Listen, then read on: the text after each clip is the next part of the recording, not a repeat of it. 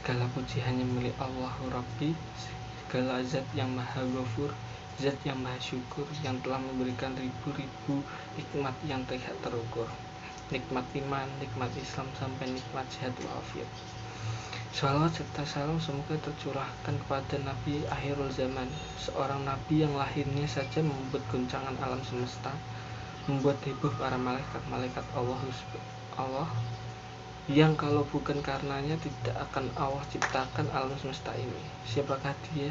Tidak lain dan tidak bukan, yaitu Nabi Muhammad SAW. Semoga keluarganya, sahabatnya, dan kita selaku umatnya mengikuti sunnah-sunnahnya. Semoga mendapatkan syafaatnya.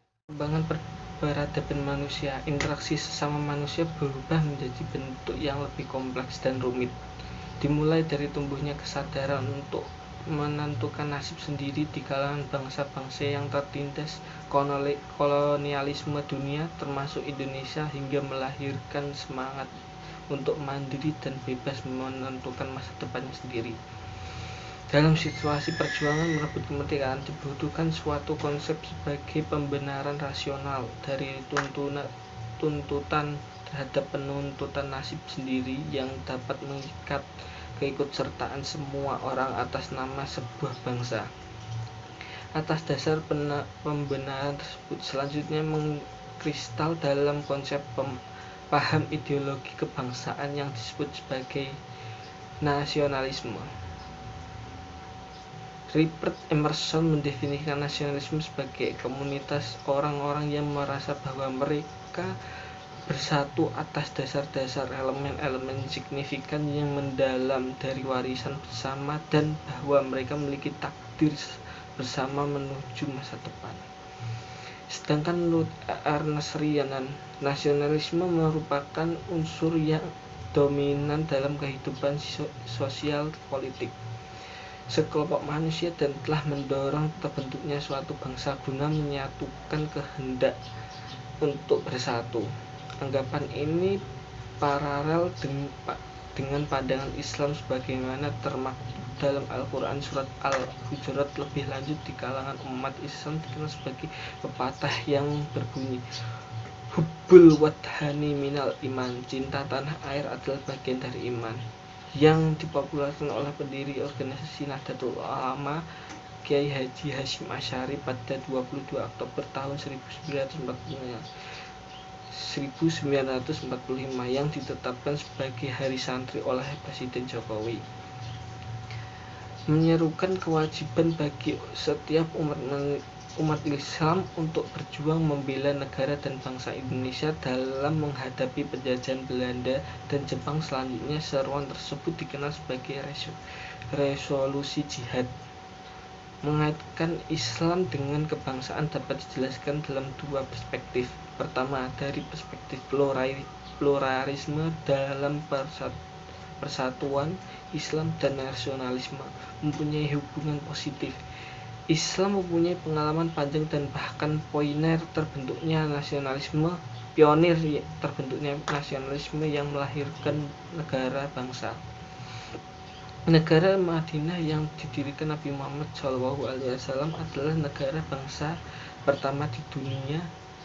Kedua, dari perspektif universalisme, menurut Mansur, kebangsaan bertentangan dengan Islam sebagai agama universal. Islam tidak membatasi peruntukan bagi wilayah geografis dan etnis tertentu.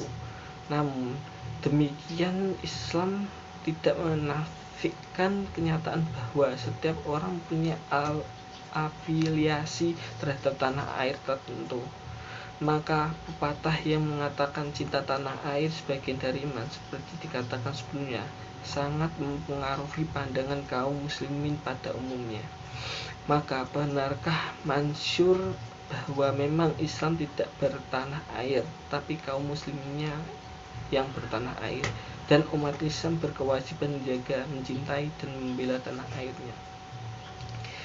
Realitas kebangsaan dalam tubuh umat Islam merupakan implementasi dari misi rahmatan lil alamin, sehingga eksklusivitas mereka harus diminimalkan.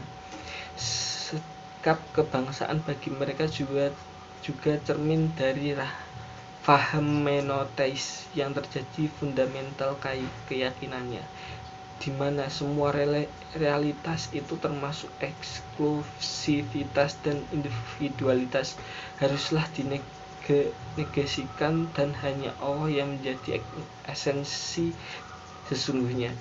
La ilaha illallah.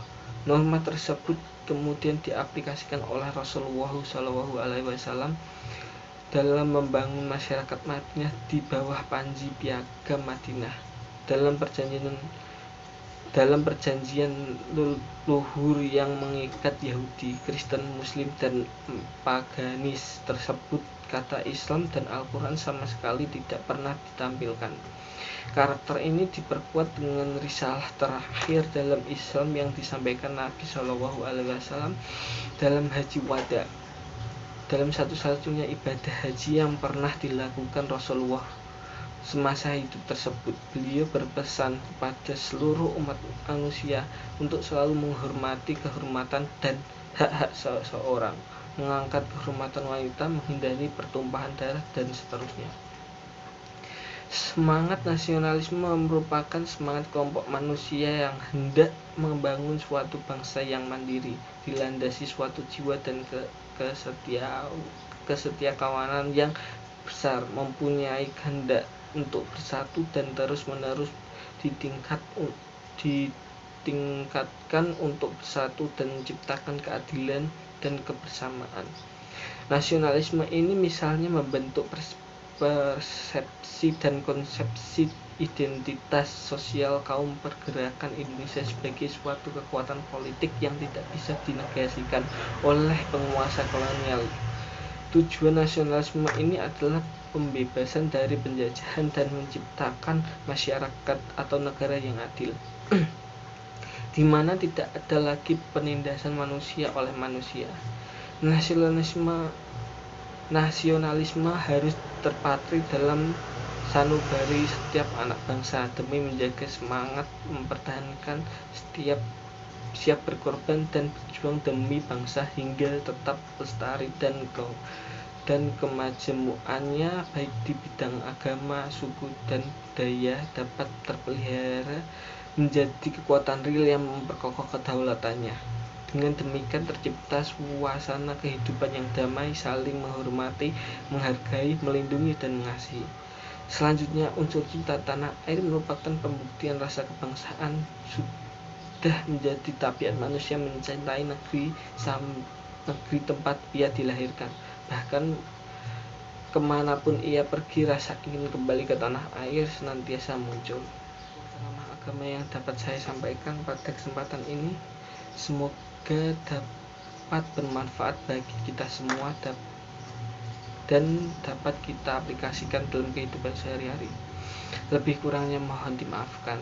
Yang benar datangnya atas bimbingan Allah yang maha besar, maha benar, dan yang salah, khilaf, atau keliru itu datangnya dari saya pribadi sebagai manusia biasa yang tidak pernah luput dari salah, khilaf, dan dosa.